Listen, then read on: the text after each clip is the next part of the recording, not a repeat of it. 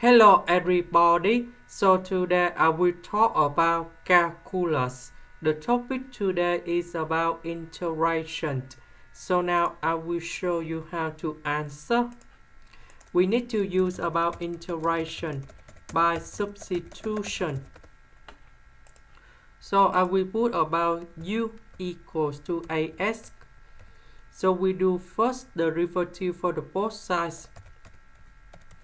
You will go about du equals to a ds because we don't have 8 in here, so we need to divide both sides by 8.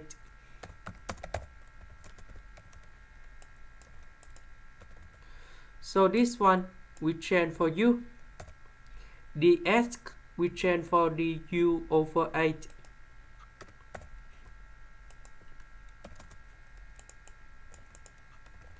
This one we change for cosecant of u square.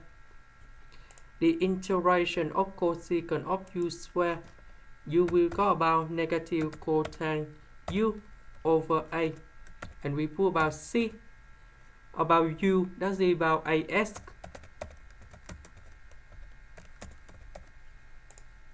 This is the end. Thank you for watching.